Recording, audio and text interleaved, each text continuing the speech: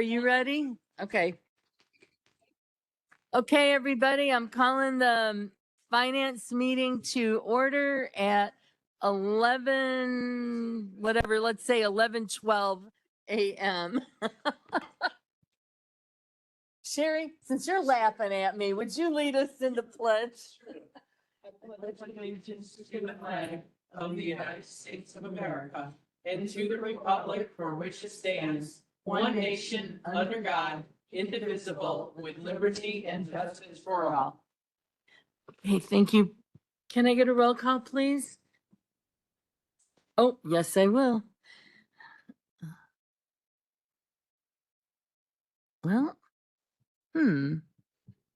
okay. Berkowitz, Here.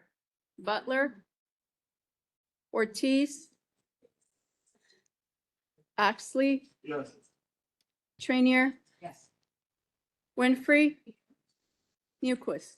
Here. We have a quorum. Okay, thank you. Next up is approval of minutes. Can I get a motion? Roll call, please. Berkowitz, Yes. Ortiz, Oxley, Yes. Trainier, Yes. Winfrey, Newquist. Yes, Motion passes. thank you. Okay, next up is public comment. Is there anyone wishing to comment from the public? Please come on up and hit your microphone so I can turn it on. Thank you. Hello, Elizabeth Bellato, Will County Health Department. I actually just came to say thank you so much for allowing myself, several of my staff, and several of my Board of Health members to respectfully present to you at the special finance meeting our request to retain several core public health programs and to tell you about what the impact of our programs are on the community. It is our honor to serve this entire county.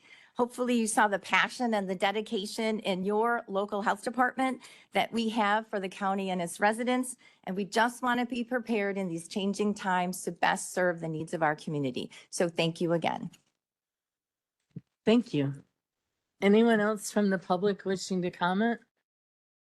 One more time, anybody else from the public wishing to comment? Okay, thank you. Next up is old business, and we haven't, I don't know if we need an update on the select sales tax. Your report was attached. Did anybody have any questions about that? Jackie, I don't know if I can answer it, but oh, sorry. We did, yep. Thank you. I was looking at the local use tax, and frankly, I know I've heard what it is before. I don't really remember what it is. That wasn't my point. We're only at 29%, and that just concerned me in collections. Karen, do you have a? I don't know if anybody you. has an answer as to why we're down so far, because this is as of September 30th. So sometimes what happens is when we set the budget and estimate, the state changes things afterwards. So that's the case here where we're getting allocated a lower amount Is and that- something else increased. It's got a different name. It's the replacement tax. No, I Oh. think just say regular sales tax, we're getting a little bit bigger piece. So we're getting less of the local use tax? Yes. But is yes. that the personal property replacement tax? No. No, Okay. the personal property replacement tax, Yeah. first goes to FICA here and it is. IMRF and. I and the- see and- it. Okay. Yeah, I see it. No problem. I just couldn't remember what local use is and why it's down so much was my Well, concern. and again, I And mean, the state regulates how much we're going to get of yes, this? yes. Okay. So, the 4 million we budgeted had been in line with what we had been Gotten in the receiving. So past. after the budget, they reduced it and we don't go back usually and reduce No. revenue. No. Okay, thank you. Does anyone else have any other questions for Karen while she's up here? Julie, go ahead. Thank you.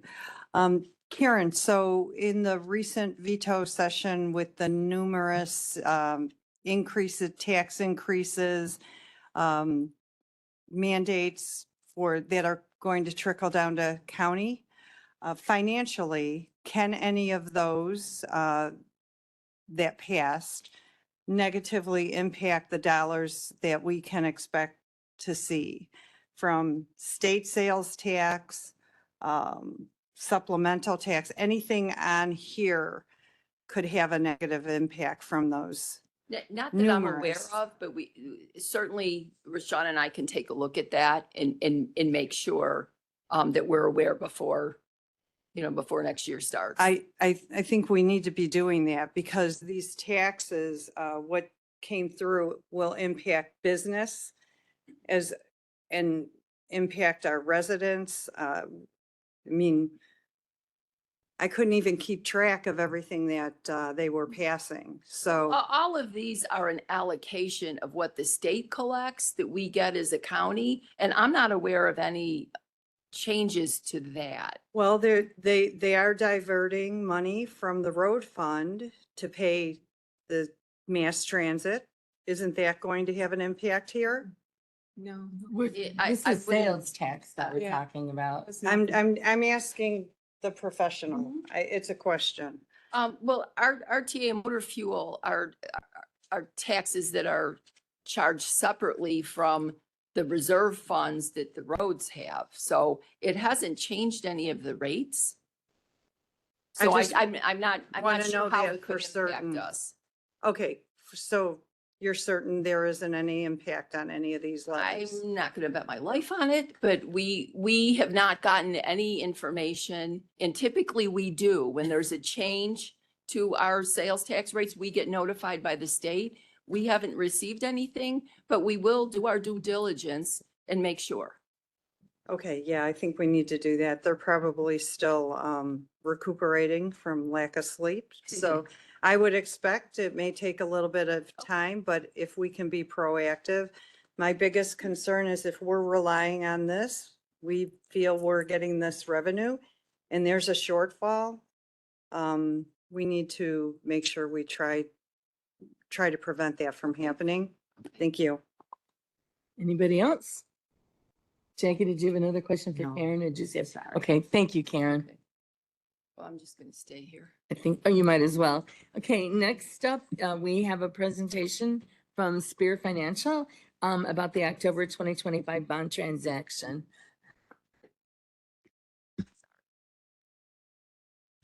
Can you This hit morning, your, oh, I'm just gonna introduce Anthony. and then Okay. Let him go. This morning, we have Anthony Maselli here with us. Anthony is from Spear Financial, the county's financial advisors. We had asked him to put together a presentation highlighting the savings from the recent bond transaction. Really complicated for me. For everybody. Maybe not so much for him, but it was exciting and it'll be exciting hopefully for the committee to see how much we've saved. The back part of the presentation is what our debt looks like now and what our options might be for the future. It's certainly not suggesting we take any action. It's just what's possible. okay, thank you. Appreciate you being here. Yeah, of course. Thank you, Karen. So starting out, we successfully closed the county's 2025A and 2025B refunding bonds on October 15th. So there's been, numerous meetings regarding those bonds. So just as a highlight to how things ended up, as a refresher, those were issued for refinancing, currently refunding the 2015 and 16 bonds of the county. And then we had a two-part refinancing of the 2020 bonds. One was a tender, which means we bought the bonds back from investors. And the other part was a advanced refunding where you put money into an escrow and then invest that money until those bonds actually matured. And as a result of all of those, we were able to save through the issuance of the 25A and 25B bonds just over $5.7 million. So in the chart here, you can see the refunding savings per issue and how that savings tracks over the term of the existing bonds. Through the refunding, we didn't extend the debt service on any of the issues. All of the refundings were done within the original footprints, taking savings each year overall. And I just have a quick question. That 5.7 million, that was what we pretty much originally projected as the savings, correct? So Yeah, it wasn't a little bit significant- over. It was a bit of a roller coaster. We had been talking about it for so long and then we saw things kind of go away and then come back. The big part of this refunding was the tender, was the tender of the 2020 bonds. And that had a lot of dynamics related to it with the fact that we were relying on purchasing back bonds from holders, and they had to voluntarily do that. So you can't, in this case, couldn't mandatorily take those bonds back. We had to have them voluntarily sell them back to us, which is a process as we learn through this. And we were originally showing savings targeting about 30%. We ended up, and it's actually on the next slide, we ended up getting about 22%. Okay. So we're happy with that. You obviously don't know until you go in. What we found was there's certain holders that are very willing to sell the bonds back, and certain holders that for one reason or another don't want to show a loss on their books. So they'll hold it to maturity. One example of this would be insurance companies. They buy these and they plan to hold them to maturity. They don't want to, even if they could get a better interest rate if they sold the bonds back to us, they didn't want to do that because it would show up as a loss. Now there are other companies like hedge funds that mark these things to market, so it's already showing up as a loss on their books. They're more than happy to sell them back to us and then reinvest the money. So just as a reminder, what we did with these 2020 bonds is we offered to buy the bonds back at essentially a discount. We paid them, so many cents on the dollar for the bonds, and that's what created the savings when we reissued new bonds in order to essentially pay for what we've purchased back. So again, with the 2020 bonds being the largest part of this transaction, I wanted just to go a little bit back in time and talk about what we issued the 2020 bonds for. So those were a taxable advance refunding due to tax law changes in 2017. You're not allowed to advance refinance a tax exempt issue, which means you have money in an escrow for longer than 90 days. You can only do that on a taxable basis. The federal government doesn't allow you to do that on a tax exempt basis. Because interest rates fell so much post-COVID, we were able to actually refund tax exempt bonds with taxable bonds with an advance refunding in 2020 and create significant savings to the county. And so in 2020, we refunded the 2012 and 2016 bonds. And through that refunding, we saved over $20.5 million. So that was the original issuance. It's $20.5 million. So now we come back in time and we have holders of the 2020 bonds with very low taxable interest rates that they're holding. And 20%, 21, almost 22% of them, so it was about $34.5 million, sold the bonds back to us. So we bought the bonds back. And then there was about 20% of those bonds, $33 million, that we were able to refinance through an advance refunding to maturity for savings. And that left 90 million that we didn't touch. That still exists. So those, for one reason or another, either we didn't get them sold to us or they didn't make any sense to refinance. Those still exist on the 2020 bonds. But through the refunding of that near 70 million of through tender and advance refunding, we saved an additional, it was an additional roughly $4 million in total savings just on that part. So if you look at this all together from what we did in 2020 and what we did now, total savings was $24,300,116 over those two sets of transactions. So it ended up being very successful, and I think the tender is not something you see done a lot. It takes a very special circumstance for that to work out, and we were able to make it happen, which is good results. Great. Thank you. Anyone have questions? Julie, you had a question? Yes, so for the 2020 bonds, what is the call date for those? 2020 bonds are callable November 15th, 2030. Okay, and is that the original date? Yeah, well, so the way the call date works is we set that at issuance. So when the Mhm. 2020 bonds were issued, they were issued with that call date, Mhm. the 2030 call date. So for everything we have left unrefunded, which is that 90 million, 90. that still has that call date. Okay, Correct. all right. And then have have there been any bonds that have matured over the last several years? I was interested in learning how many, which bonds and the dollar amount on that. That have already matured? Yes, yes, over the last several years. Yeah, I could get you all, I don't have it in front of me. Can you get it Yes, that is to us something we like can do. quickly? Because we're right now, there's a reason why I'd like Yep. that information.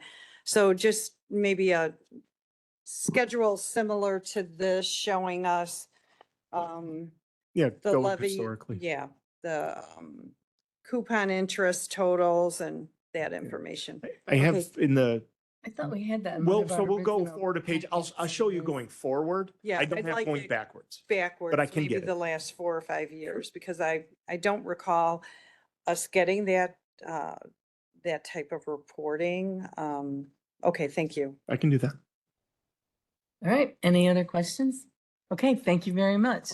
And I did have one more question on the slide that. Oh, we're not done. sorry. Okay, sorry. So, I can go fast if you want. My bad.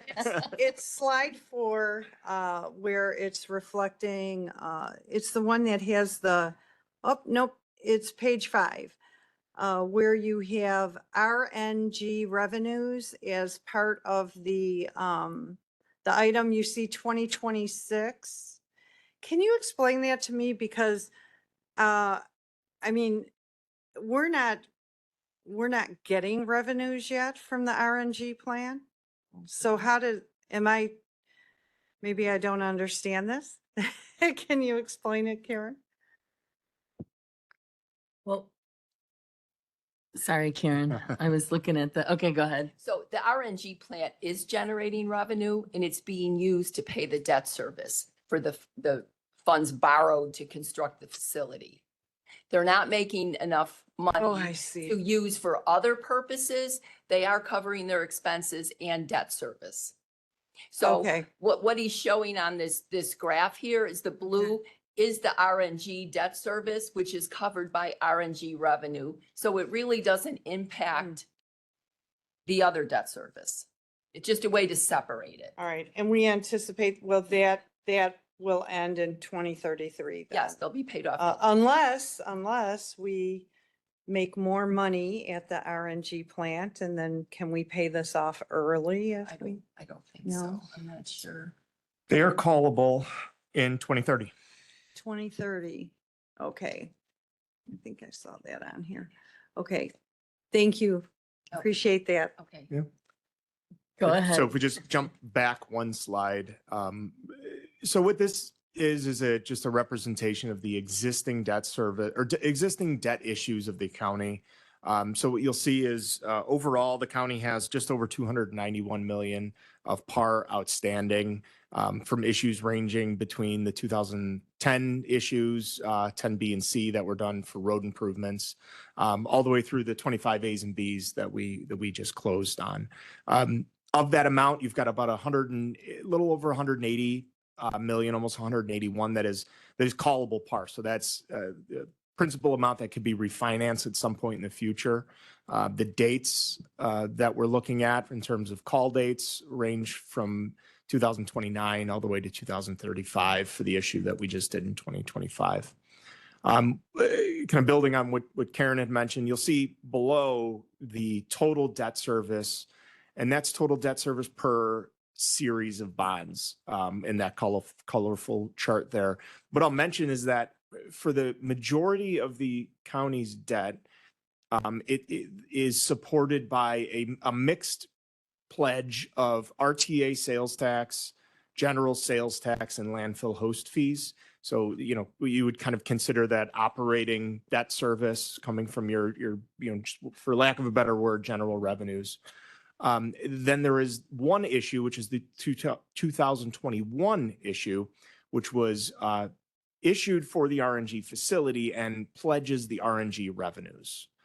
So that is the only series of bonds right now that's just a little bit different than the others in terms of the overall debt picture. So if we go to the next slide, and this is the one we were just looking at, you'll see the operating debt service and in the green bars there, which is again supported by various sales taxes. And then you'll see the blue, which is the RNG facility debt, which matures by 2033 and is retired by those RNG revenues. Thank you. Yep. Appreciate that. So going forward to the next slide, you'll see just a little bit before I get into kind of what options you have in terms of capacity, just a quick snapshot on the county's financial profile. So the county currently maintains credit ratings from both Moody's and Standard & Poor's, both of which are in the very high investment grade. Moody's rates the county AA1 and Standard & Poor's AA+. Those are effectively the same rating, just through different agencies. They're both one notch off of a perfect AAA rating or the highest AAA rating. So when they rate the county, they do identify certain credit characteristics of the county and publish those in the report. So a few of those that I pulled out that leads to the credit rating are the county's strong financial management, as well as the strong available reserve levels. Those are two important factors in determining a credit rating. They also have a history of stable operating history and a history of strong performance financially and a low debt burden overall. When you look at factors that could cause pressure on the rating going forward, and these are actually things that the rating agencies will publish in the report, they cite material drawdowns in available reserves. So Moody's specifically cites if you reach a fund balance level of 30% of revenues or below, that could cause pressure on the rating. Just for information, you are right around 50% right now. So you're well above that 30% level. They also cite a decrease in pension funding contributions as a potential negative credit factor, as well as a significant or unexpected increase in debt and liabilities that could cause downward pressure on the rating. So going forward here, taking a looking at capital borrowing capacity, again, Karen had mentioned this isn't a set of recommendations. This is just showing what you could borrow and using a limit of essentially what you are paying already. So your debt service, if you look at that chart, the debt service in the green, that is your existing operating debt service. So that's everything except the RNG facility bonds. And the blue essentially just shows the capacity, what you could fill up, and then we'll look at what type of bond issue that available capacity could support. Using some basic assumptions for right now, one is that we're issuing alternate revenue source bonds, general obligation alternate revenue source bonds, which is what the county has issued in the past. 20-year term per issuance, you can go out longer, but we're just assuming 20 years for this analysis, and current interest rates as of October 2025. I just have a quick question. Yeah. Would that, I'm not suggesting that we do this, but let's just say that we did issue that debt. Is that level sufficient to downgrade our credit rating? Yeah, I looked at that. It's not. So using the metrics that they cite in terms of how much debt would put you over that limit that they cite as a negative factor, the amount we're going to talk about is under that, Okay. under those amounts, I think. Thank you. Yeah.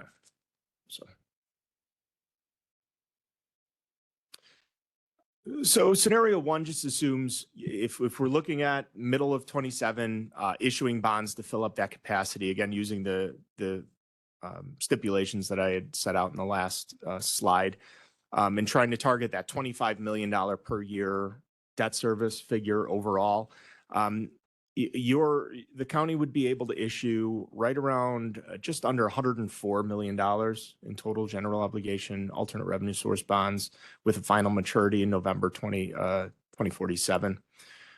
After bond premium and payment of expenses, that would result in a total project deposit of about $114 million.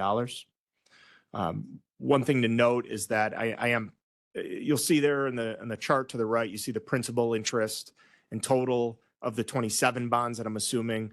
We're not showing any principal 2028 through 2030, just because there's, you do run into constraint issues there with your $25 million limit that we've kind of self-imposed for this analysis. So we do bump up against that limit a little bit over by about 300,000 in those years. So, but it gives you a sense of what could be done using those limits and factors.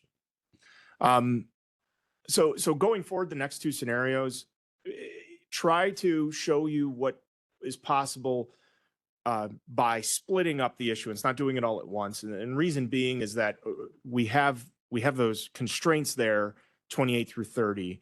Really, those are when we're waiting for those 2010 road bonds to fall off. If you split the issuance into multiple issuances, you're not carrying as much interest costs over that period of time. So we're trying to push back some of that debt service kind of around that, and able to capture a little bit more in proceeds.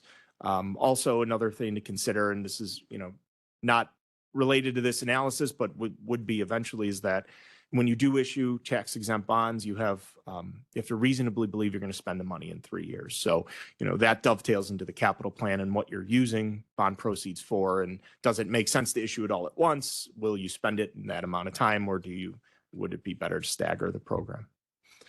So if you go to the next slide, you'll see I put together scenario 2, which is a 2-part issuance in 2027, and then a follow-on issuance in 2030. So for the purpose of this analysis, I assumed in 27, the county issued $50 million, filling up to that $25 million limit for the first 3 years, and then leaving capacity for a follow-up issuance in mid-2030. And then filling up with 20-year issuances up to that $25 million annual debt service number. In total, you're able to issue under this analysis about $131 million in total bonds over that period of time. Total proceeds would be about $142.6 million, and that's after premium and payment of cost of issuance. So I have a question, and Karen, I'm not sure if this is, for you or, so basically what you're suggesting in these scenarios is that as we pay off or retire the other bonds, that we continuously issue debt to the limit of that, the 25K self-imposed limit, and not necessarily not necessarily every year. We might want to stagger it depending on the capital projects that we've got scheduled, but that's kind of what you're suggesting here, correct? Oh, sorry. Okay. So what we've done in the past is identify the projects first and the estimated cost. Then we get the parameters ordinance set that we can issue up to whatever, and then you look to the market to see what's going on. This is trying to keep our debt service payments flat at $25 million. But we're certainly not suggesting we issue any debt unless we have identified projects. Okay. And then the 3-year ticker comes into play because, with the courthouse and the public safety complex and the health department and animal control, we issued debt in 2016, a large amount, and then we issued debt again in 2019. Similar to this proposal that Anthony has. You can't spend it, and there's a penalty if you don't. I mean, Okay. we don't want to get in those circumstances. So you wouldn't want to issue anything that you couldn't easily spend, because you can always issue more, to fill in.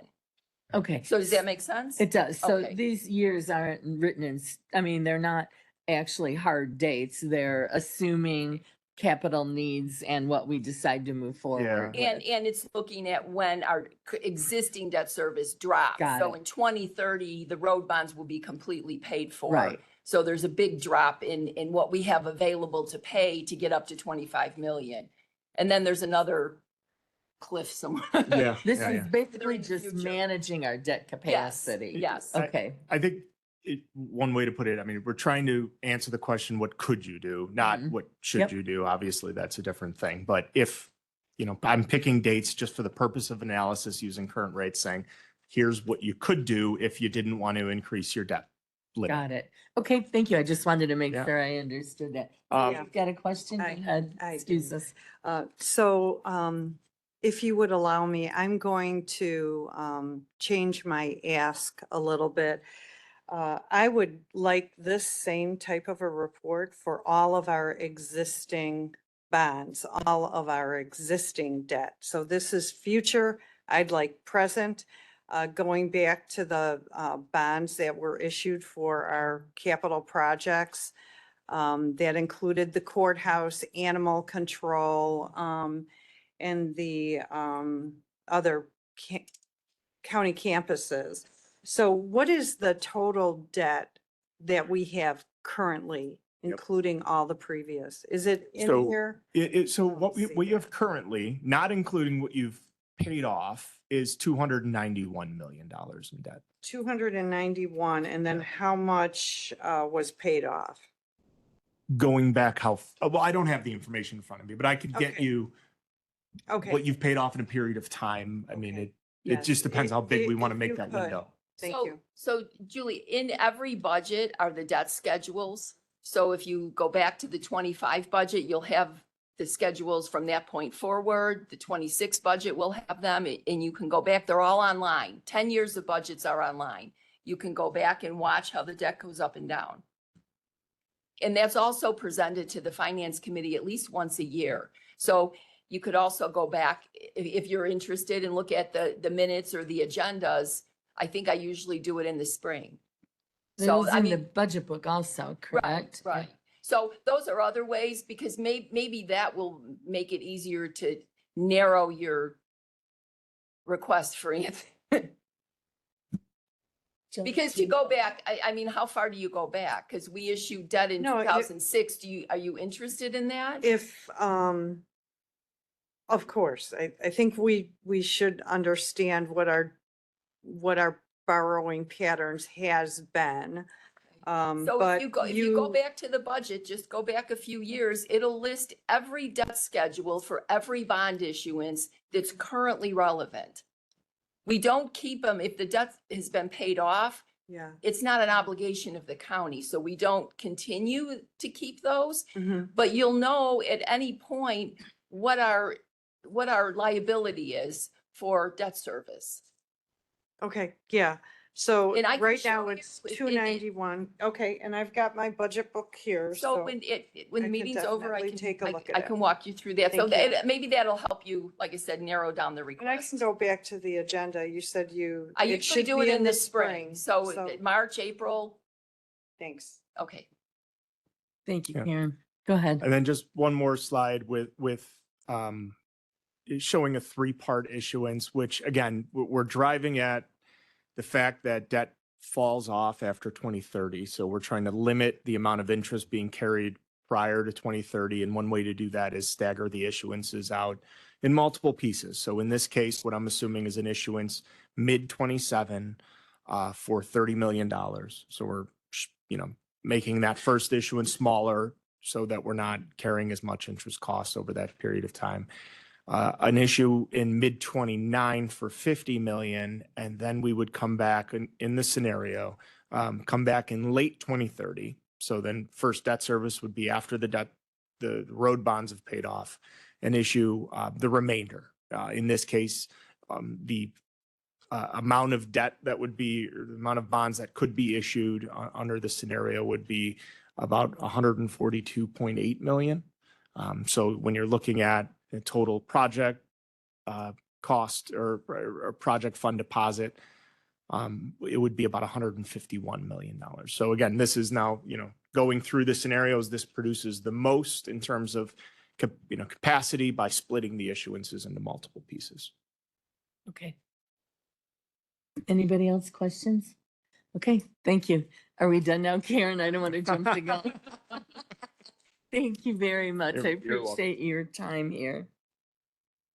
Okay, next up under new business, number 2, authorizing the county executive to execute the necessary documents for the delinquent tax program. Motion Winfrey?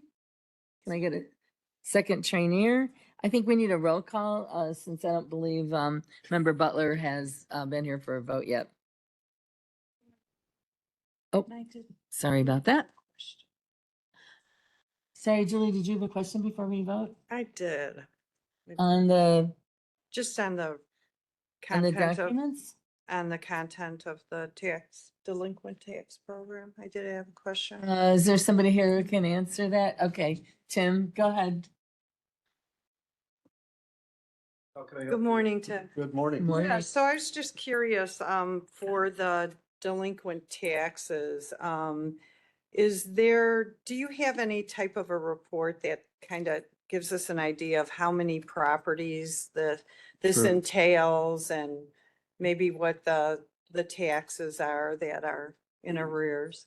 Sure, I can get you details on it. There were approximately 10,442 parcels that were mailed delinquent notices. I think that number is accurate, but right about that number. Do you keep track on if they're, residential properties or maybe a commercial property? We can determine that, but I don't think there's an IT report readily Mhm. produced that can show that number, but we can ask him to do it. I think that would be helpful. And then also for these parcels, is it correct that they're behind in payments three? No, these are Three- these are current taxes. They were due June and September. Okay, And so those that didn't pay by September, actually, there's a later date. We cut it off. The delinquent notices go out about a week after we cut it off. So those are all now starting to come back in. We predict you'll get about 7,000 parcels will pay between now and the tax sale date, and then we'll sell approximately 3,000 parcels. okay. And I assume if they pay, they come back and pay, it's a higher penalty than that. Yeah, there's a 1.5% each month. Mhm. Okay.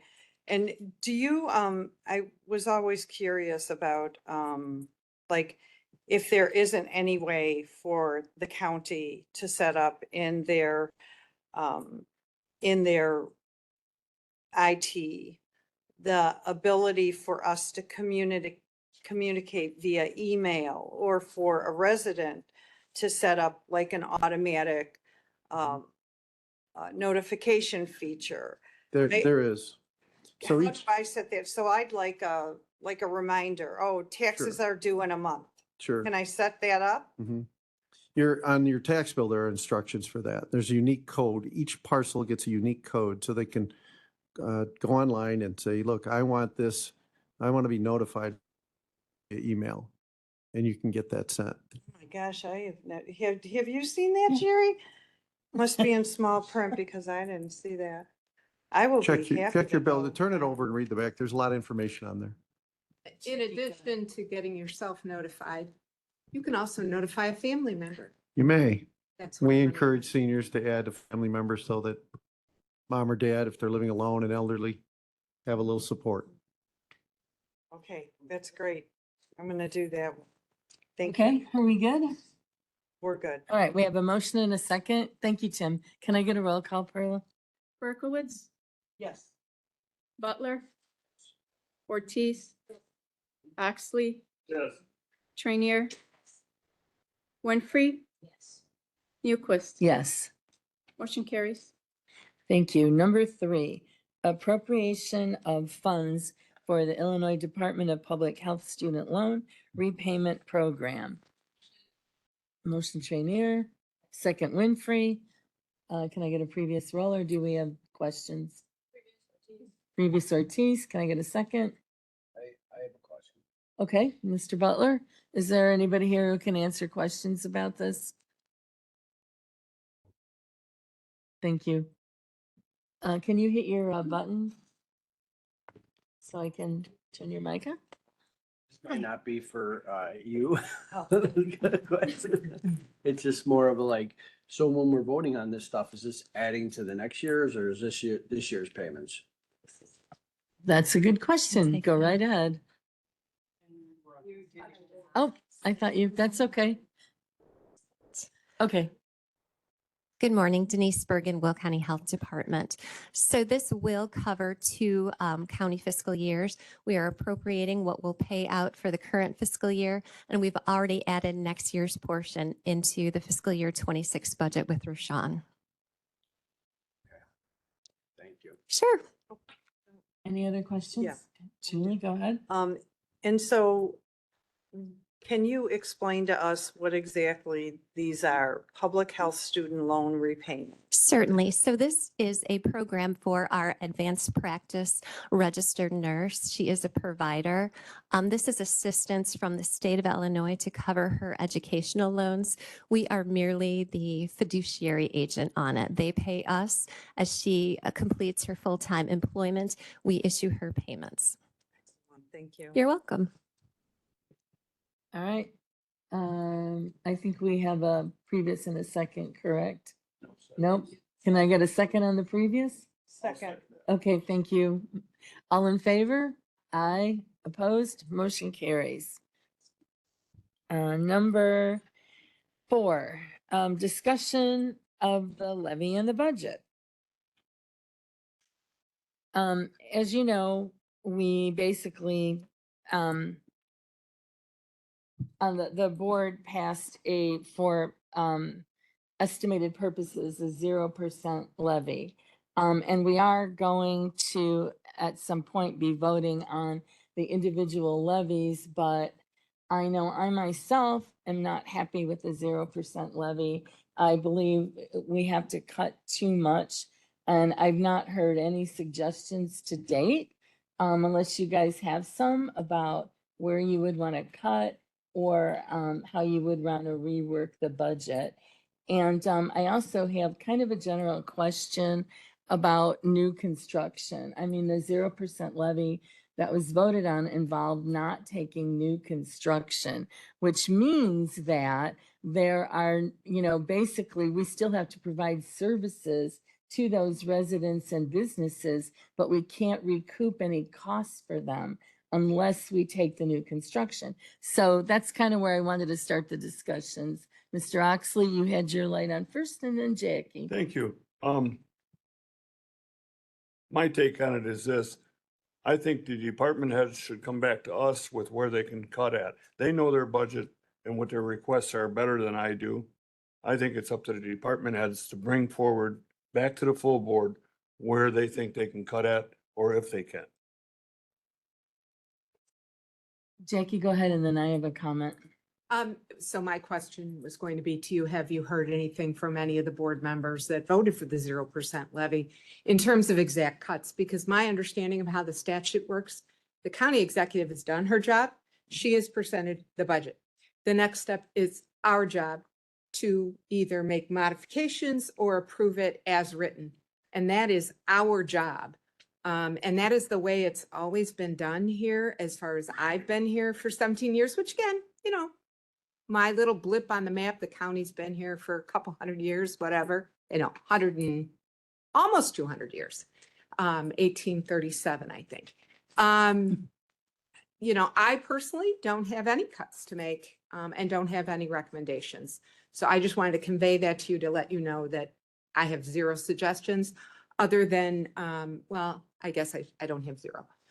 We had 2 new hires in the budget. I would request that those not be implemented. And I would also request that we do not pay any money to the CAC other than rent and utilities, because that's what we always did prior to 2020. Okay, thank you. Mr. Butler, and then I'll make my comment. Let me turn your mic on. There we go. So it's my understanding that the county board's responsibility is to appropriate the funds, but we have no power to tell the different departments how to spend their money. We can't tell them what we're going to give them money for or what we're not going to give them money for. Because I know in the past, I've had my own opinions about what they should be spending their money on, and I was told that. So we keep going over this, but it's really not our responsibility. And we could give you fodder so that we could say you could cut this or cut that, and then you could argue it and say all these things. But the reality is, we're asking our departments to toe a line. And it's up to them to come back and toe that line. It's as simple as that. Well, not according to our state's attorney's office. As we talked about at the special finance meeting, basically the county, the job of the county executive is to present a budget. She has done so. If we do not want to vote on that budget, it is up to us to amend it. I mean, how or, why we do that is obviously people have different ideas about how to do that, but it is our job to amend that budget if we do not want to pass it as is. And I do actually have a question.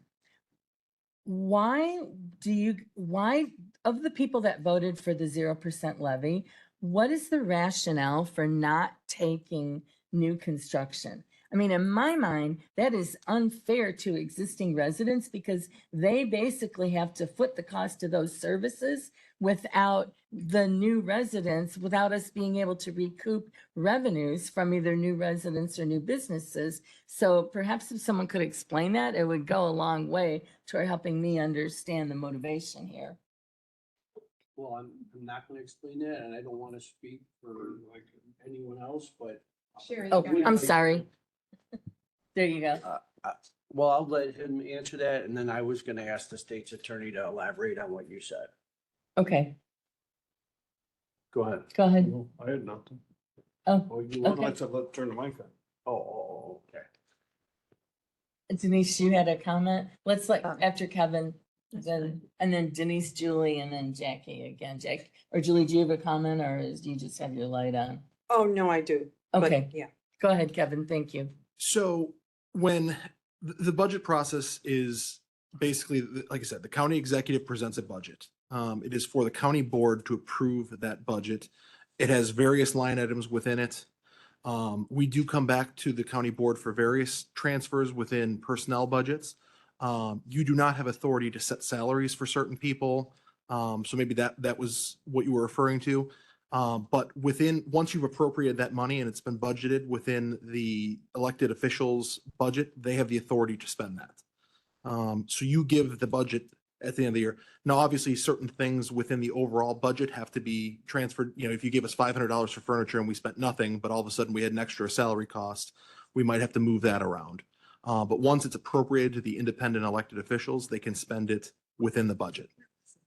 But we first have to appropriate it Correct. per those line items in the budget. Correct. You get a budget submitted by the county executive pursuant to statute. Once that is done, the board has to make a decision to accept it as presented or to make amendments by line item, how they think they should be done.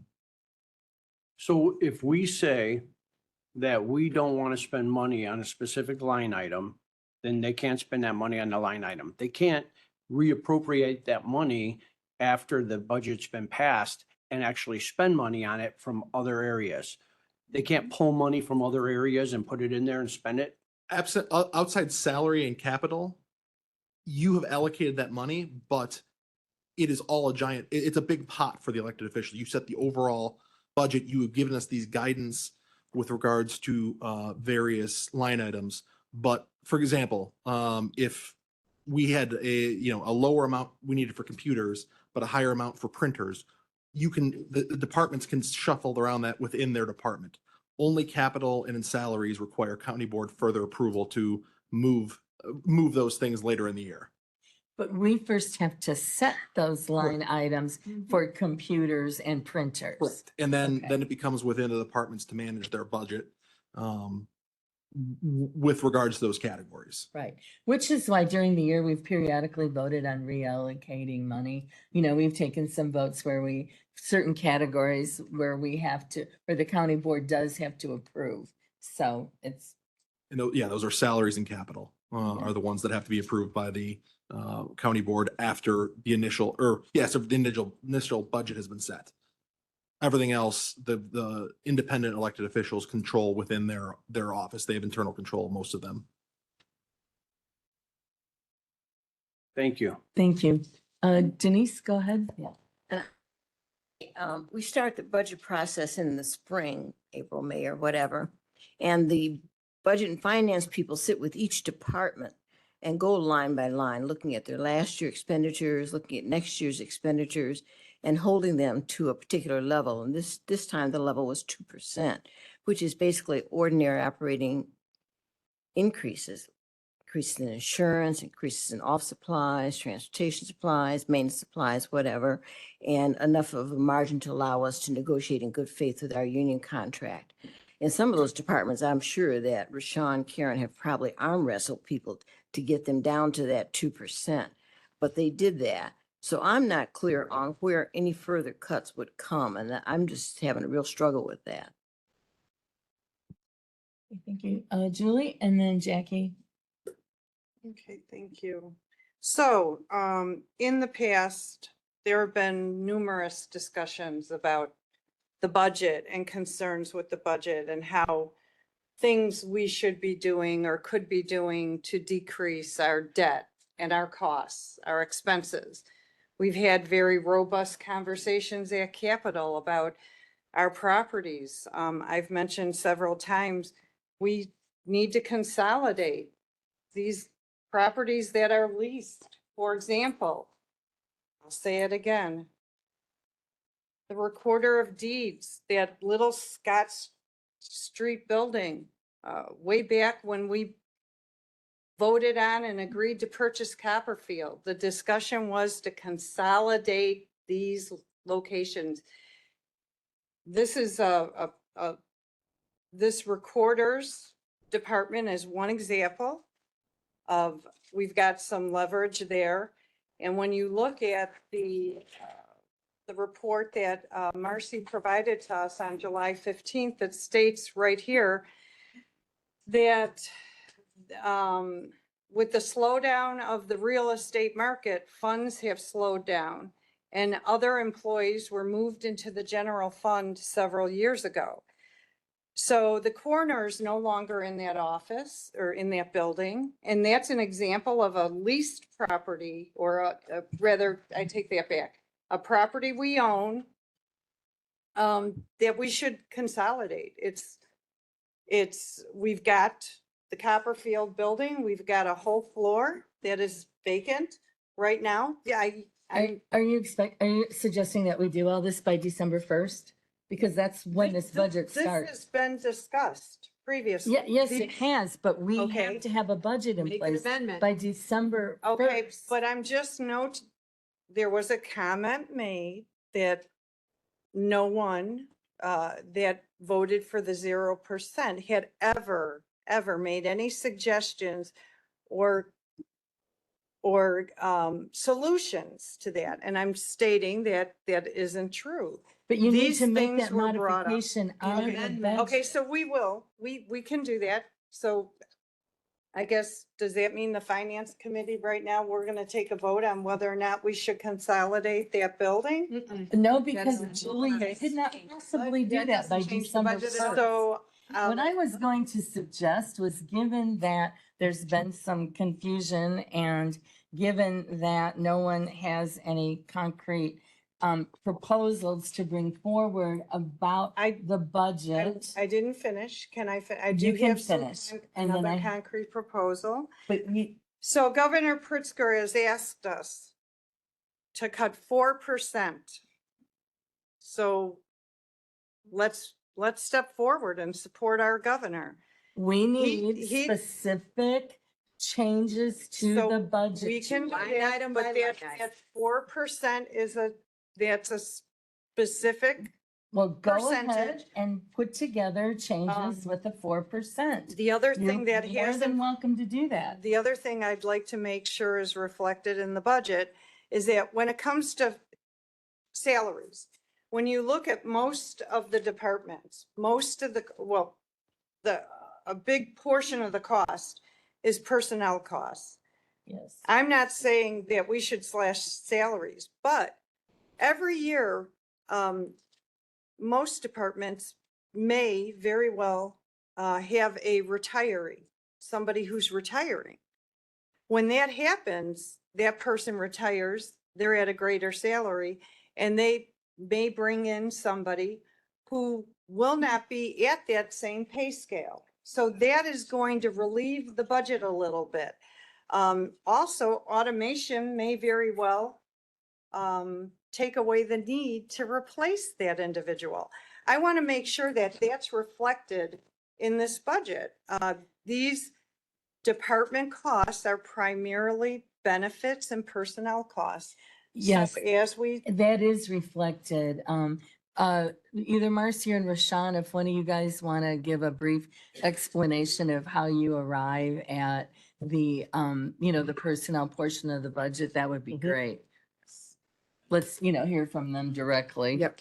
Good morning, everyone. good morning. Rashawn. So with our salary and benefits, departments submit their requests. We go through their requests. We look at their FTEs. We look at vacancies that a department may hold. All of that is taken into account. If a department does not plan on replacing a retiree or a person that has left their department, if they are holding a vacancy for more than 1 year, that position is not moved forward in the budget.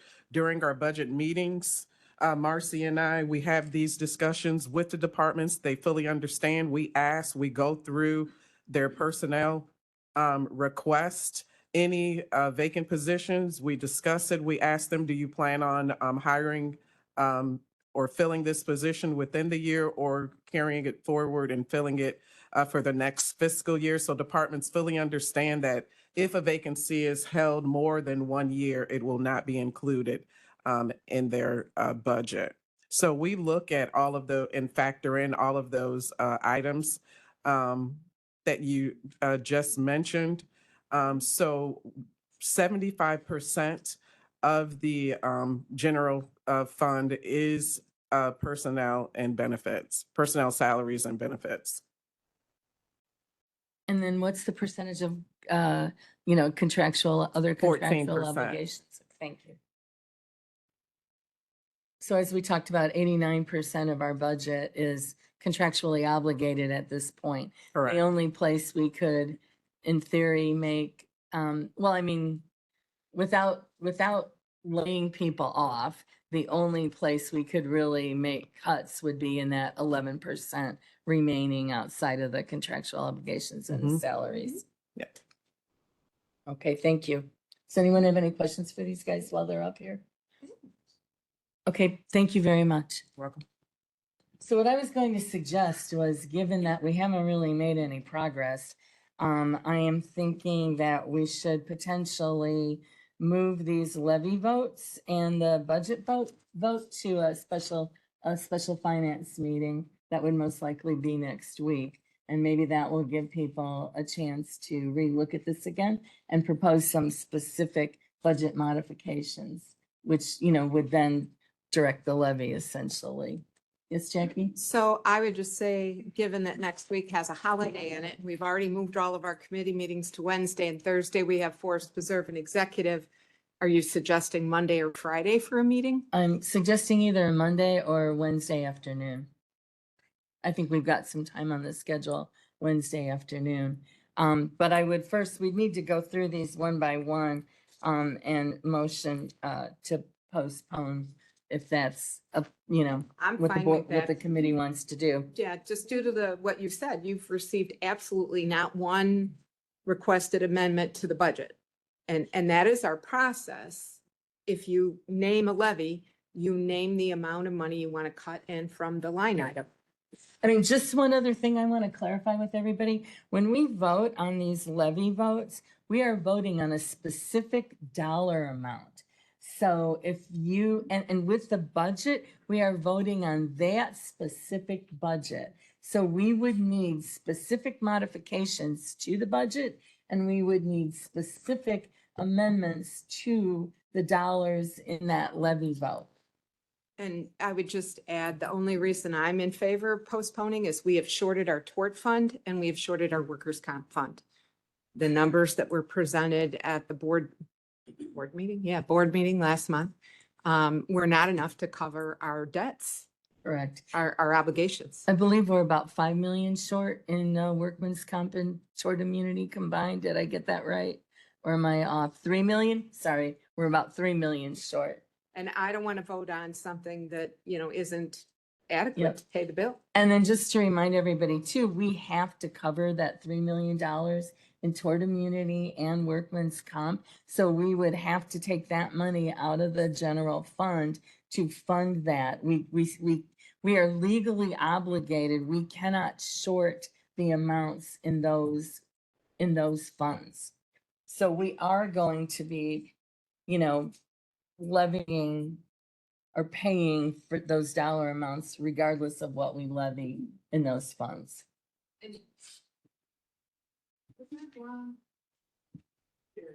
Yeah, it was the FICA levy that Oh, was an extra. Jackie, hold on, sorry, I didn't realize your mic was off. Go ahead. And the FICA levy has actually got a $2 million overage. I mean, and once you put it in there, you can't take it out. Yes, that's another thing. Judy, let me explain that and then I'll let you go ahead. So at 0%, so the FICA levy went down this year. Thank you for reminding me about Yeah, that. because I have the sheet they gave us. IMRF, I'm sorry, the IMRF levy went down from 16 million to 14 million. But at a 0% levy, we will be funding IMRF at that 16 million. And therefore, we will have $2 million sitting in IMRF that we can't do anything with.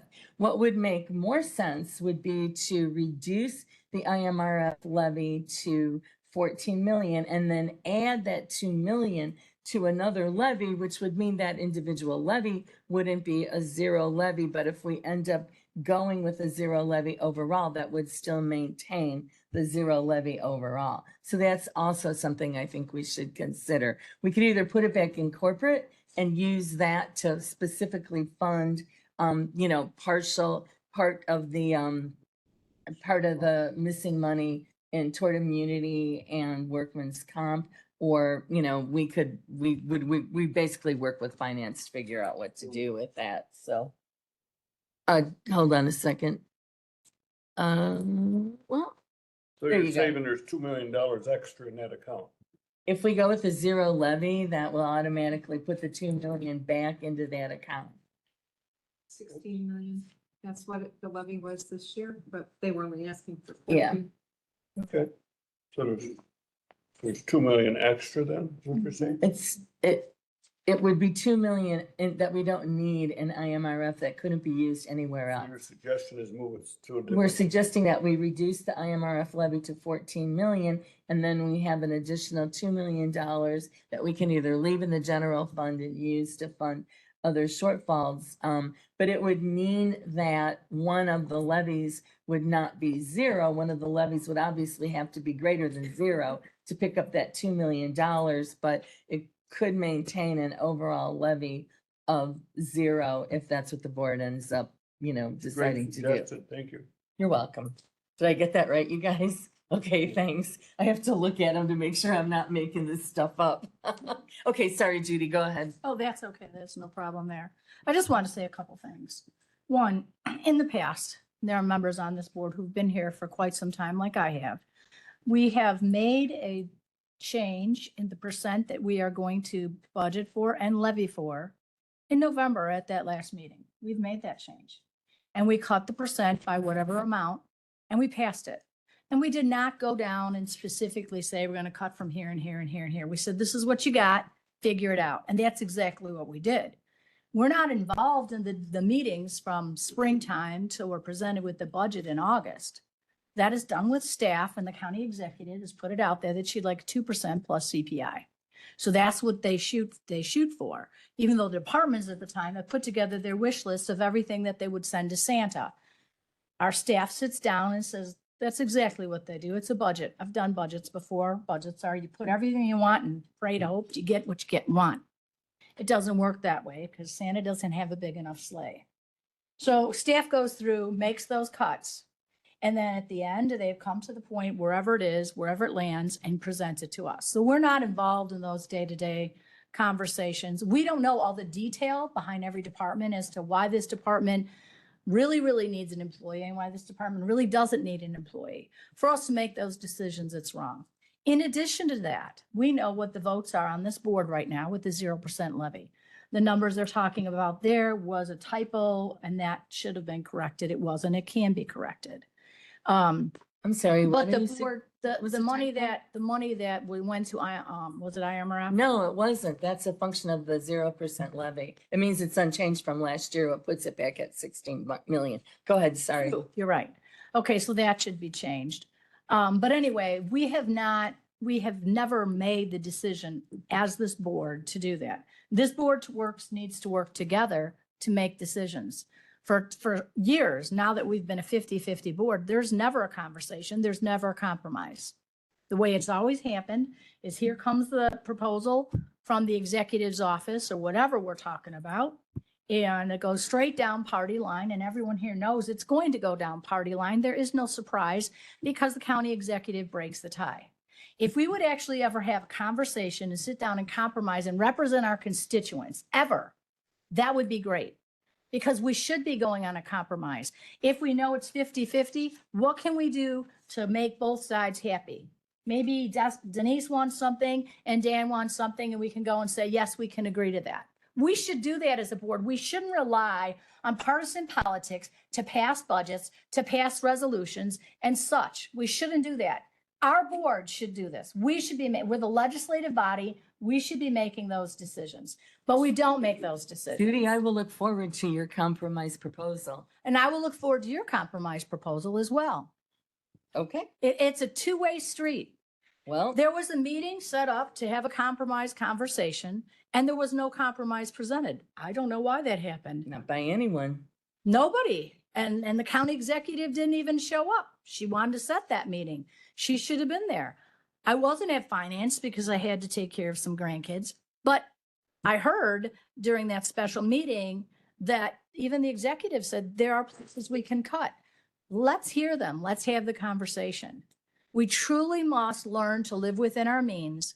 We cannot continue to live on the backs of our taxpayers who struggle to pay their tax bills. And I know we're just one line item on our tax bill. I realize that entirely.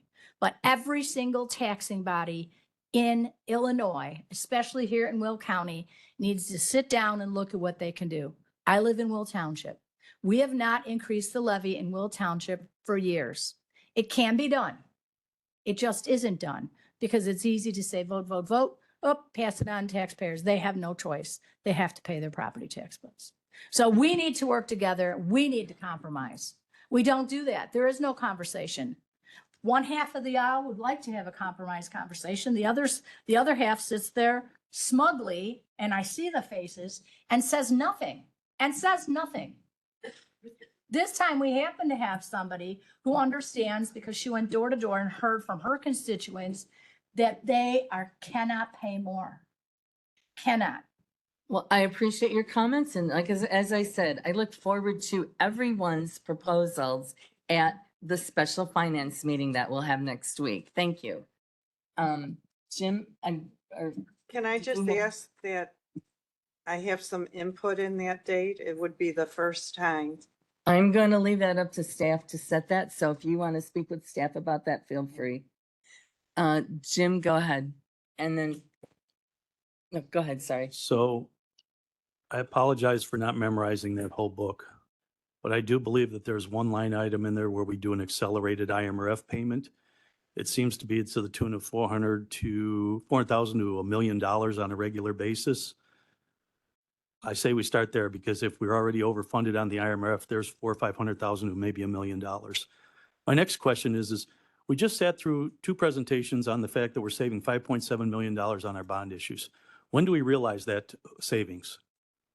Not for 2026, unfortunately. We're not going to realize anything in 2026? I don't have the chart in front of me anymore, but Mike, do you have an answer to that? I thought the savings started, it was 400,000. Okay. Well, there's a start. But I believe that's probably been factored into the budget already, correct, Rashawn, or? It couldn't have been because we haven't approved it yet, because the book was put out in August 19th or so. Oh, good point. Okay, yeah, Rashawn's shaking her head no anyway, so, Oh. okay. So there's two. Let's call it $1 million, $1.5 million. Well, that leaves Now- us looking for another 5 or 6. But then we're taking two off of IMRF. So We have to specifically add that back on. we can work somewhere that out though. else. This is communication. This is compromise. So right And- now I'll say that we're at $3 million that I've just helped you find. Not without new construction. If we had new construction, that would make a very big difference. Well, So, put it this way. I've just presented some things that were laid Mhm. out to us just today here that I think is a good start. please send your proposal Well, to what I'd like to myself see or is, I'd like to Marcy. see it coming back to me too, okay? I mean, I was told that we've cut $25 million. I know everybody's heard me use this analogy of the Sears catalog, and I circled 25 toys and Santa brought me one. I've seen people put a lot of things into budgets and you just have to tell them, no, that's, that can't happen. What And- I'm saying is now I need your side to come back and show me some We need effort too. Specifics. We need some I specifics. just in laid out, I writing. just laid out a couple Tim, that's not specifics. a proposal. You're much better than that. We need a proposal. I mean, I've seriously. put together proposals before where it was millions of dollars and we cut no labor. Everybody got their pay raises and I got shot down. I spent probably hundreds of hours on that. And all I ever got was some chuckles, some laughs, and a no vote. So I did it again this year. I will be happy to put a few things together, but I need to see something from the other side. Thank you. Thank you for your comments. Mike, come on up.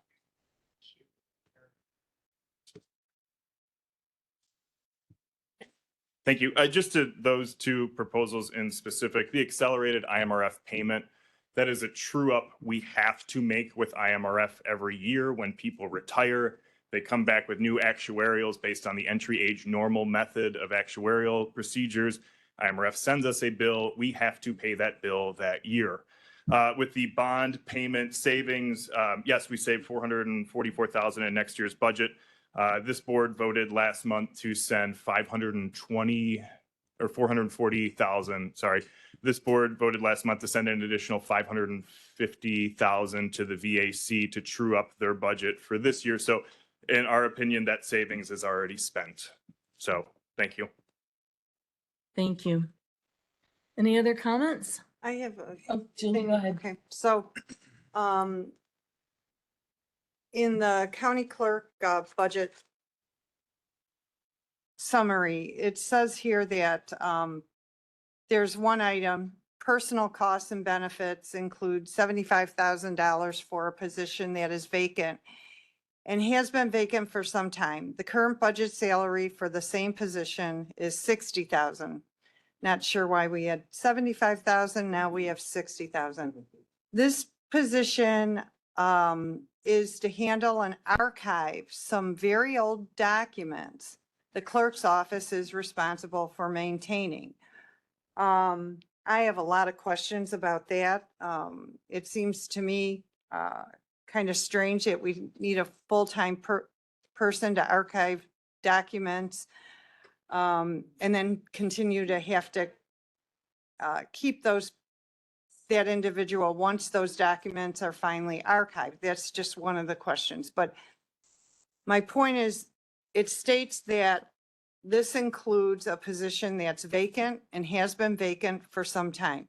Then the bullet point at the very end also says that this budget let's see, it says $744,955.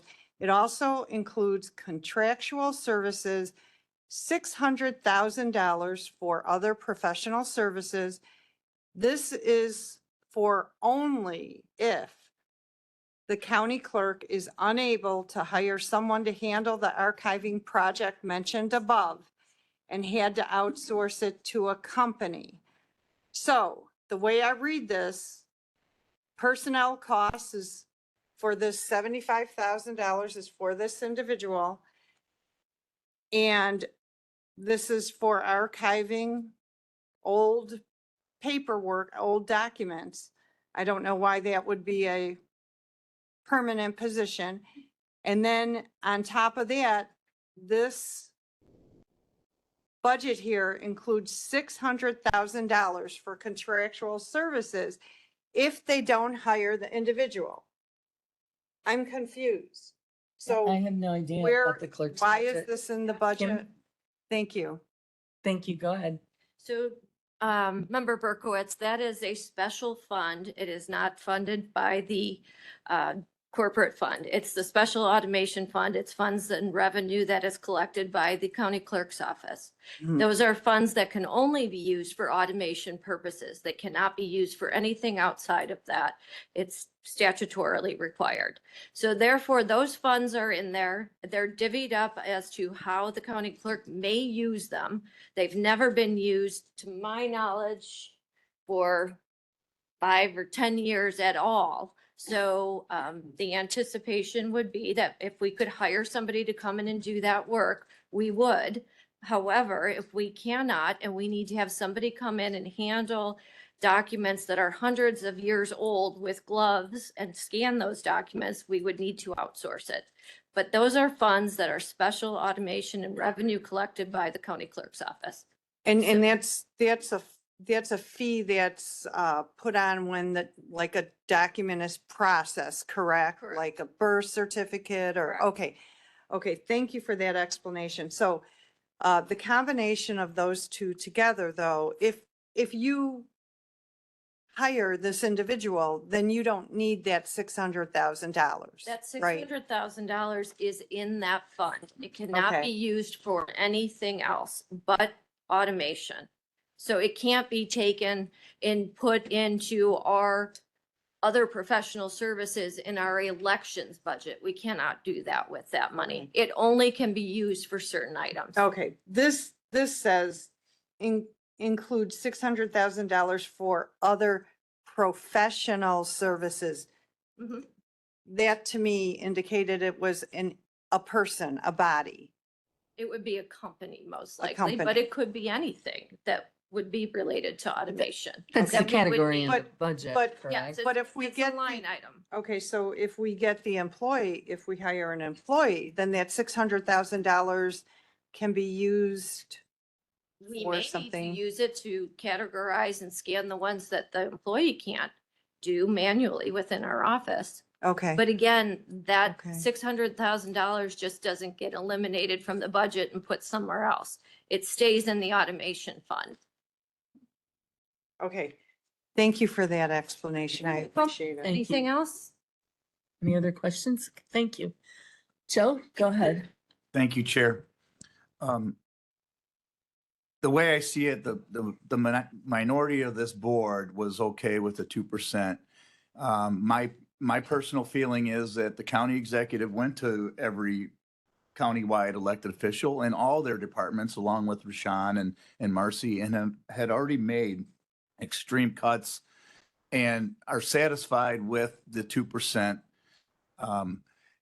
For those members that are okay with the 2%, I don't feel that it's their obligation to come up with any additional ideas.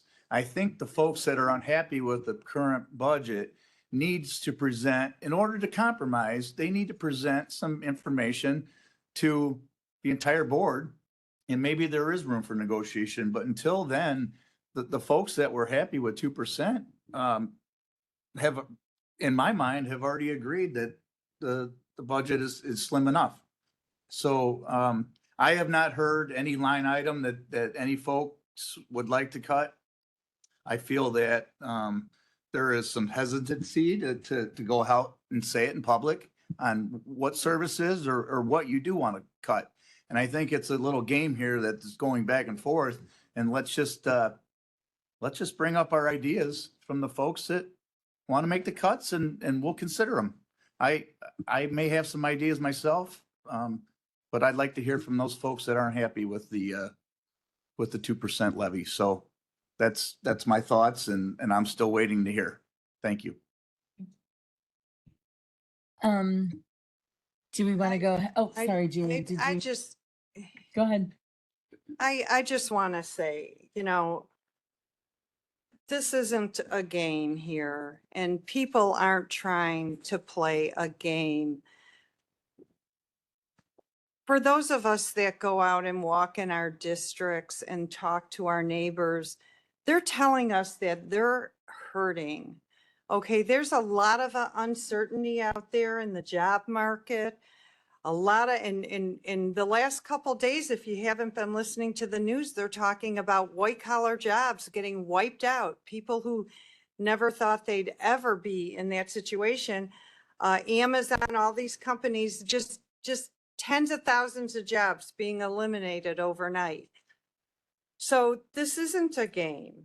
This isn't all, when we bring forward an idea or even ask a question, it isn't with the purpose to play a game, to antagonize people, this is based out of a concern that we have a situation out there that we can't control. We can't control the security that the taxpayer pays, whether it's a business or a resident, but we can control the budget, and that's our job. And yeah, it's not easy. And it's not easy to put our heels in the sand and say, we have to find a way to keep it at 0%. We're not doing this because we want to, because we enjoy it. We're doing it because we need to. We are listening to our neighbors and our family members. I listen to radio stations and it really aggravates me when I hear people saying, oh, these lowlifes that are living in their parents' basements and they're so lazy. Well, I know a lot of individuals, young adults, and even slightly older, that they're living in another family member's home because they cannot even afford to go out and buy a condo, buy a house. They don't make enough money. Their budgets don't allow it. So we can't just categorize everyone as, well, if you're 30 years old and you don't own a house, what's wrong with you? You're a lazy person. That's not what is going on, folks. Walk down the street, ring some doorbells, go to the grocery store. People are struggling right now. And that's our job. That's what we're doing here today, asking questions. And so, I mean, through this whole process, let's just be respectful. I mean, I know that this is touching a lot of people in very personal ways, but it's a tough job. This is a hard job, and this is why we were elected. And I think at the end of the day, we have to remember we represent 700,000 people, give or take a few, plus all the businesses in addition to that. So I'm here asking questions out of the sincerity of just trying to do my best, not as a source of power or anything like that. It's to just address the issues that people are experiencing. And, you know, some of us are more comfortable than others, but we have to also remember that we represent a public entity. We get our money, we take it. We just take it. But the private sector can't do that. We can take people's money. And we sometimes, even when we make a mistake, because of state statute, we don't even have to give it back. I mean, we could take people's money. We made a mistake, but oh well, after December 31st, it's Julie, ours. I'd like to let other people speak if that's okay. Okay, and I'll wrap this up and just say, I mean, let's take away any personal. I get a lot of vibes that people think this is a personal or party thing. It is not.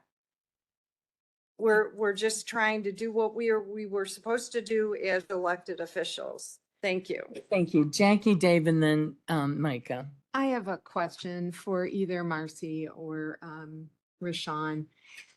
Just in terms of the 2%, how much did that add to a $350,000 home in terms of an increase in their property taxes? I think I already know the I answer. think we but looked at I'd like you 300 to, is the average market yeah, value. 300,000. Oh, turn her mic on. Oh, sorry, guys. Well, Yeah, if the hold market on, value- Marcy. I can't get you turned on for some reason. Bear with me. Just share. Okay, there we go.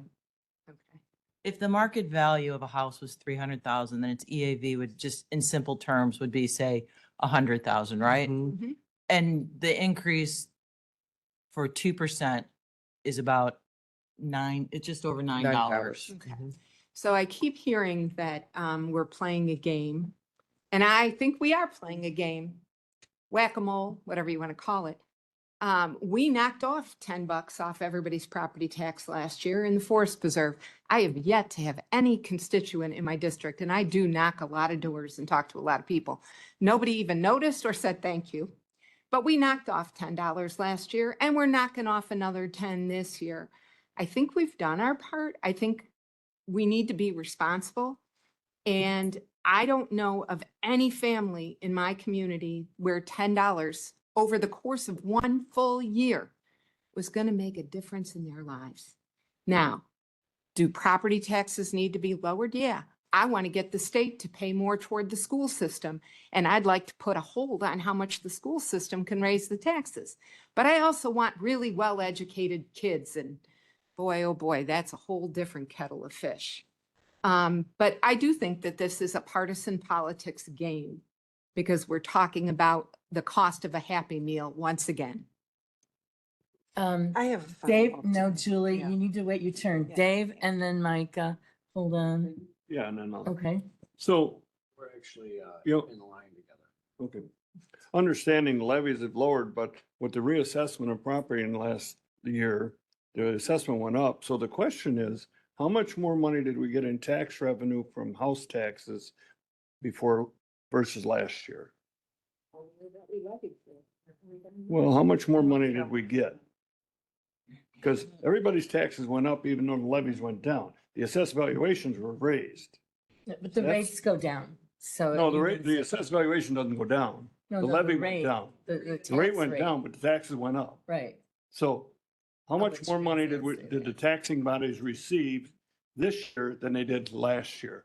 It doesn't matter what the levy was, Do you mean just from the increase in market value? increase in the reassessment. Okay. And secondly, everyone complains about the cost of building houses and this and that. Well, we set all these energy rules for more insulation in the house, better windows, better this, better that. When on the other side of the fence, all the utility companies are guaranteed a percentage profit.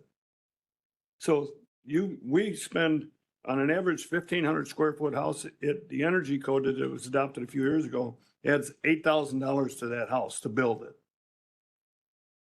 So you reduced your energy costs, but yet, and your usage went down, but yet they're guaranteed a better percent profit. And then we as taxpayers fund the government, so we are the government. We fund these solar farms and give them all kinds of money to build a solar farm. And our gas bill, electric bill goes up 26%. David, So we're our own worst enemy in a lot of ways. I hear what you're saying, but that's completely out of our control. No, it's It- not. It is. It's not. No, it's not, because the if we as a control of the county planning did board. not adopt the energy code, the residents in the county would have to build a house to that standard. So don't tell me it's out of our control. It's in our control. All right. Point taken. Dave, or Dan, I'm sorry, you. Yeah. I'm thinking back to our last meeting that we had for finance, special finance meeting. I don't know how many times I heard Democrats chastising the $25 million in cuts. And now we've offered nothing. This meeting, nothing. I mean, what is it? Did we offer too much or nothing? So, where's your offer? Where's the other offer? Where's the counter offer? Mike is next. And then Julie, and then you again, Jackie. Thank you, Madam Chair. So Jackie got the answer to one of my questions. We used to have a mission statement that was right over here. I used to read it a lot, then it just kind of disappeared. But one of the things that we do as a county board is we fund services that the 700,000 people in our county use. We fund the sheriff, we fund the public defenders, we fund the health department, Sunny Hill Nursing Home, and oh, so many more. And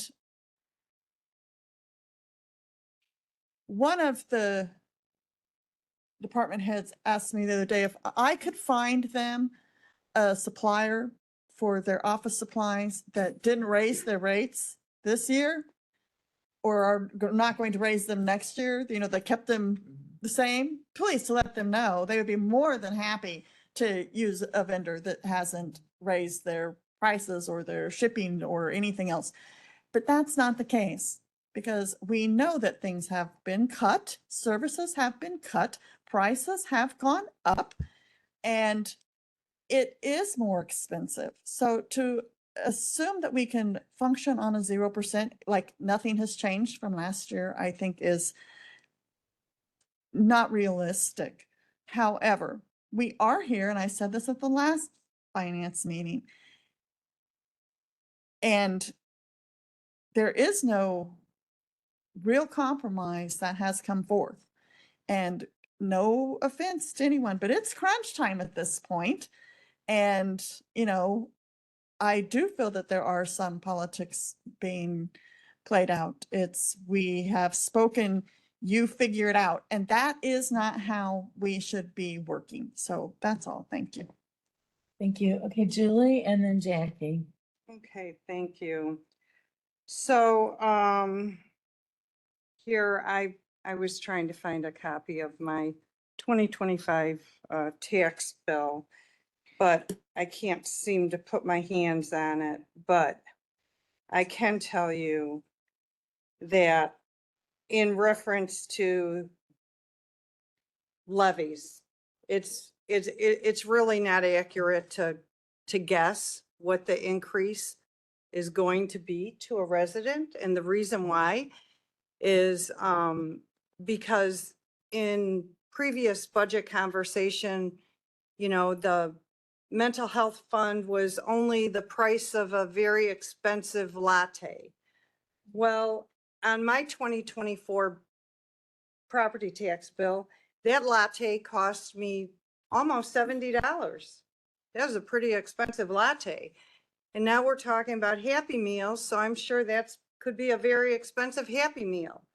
I mean, this is not to be, I mean, this isn't a joke.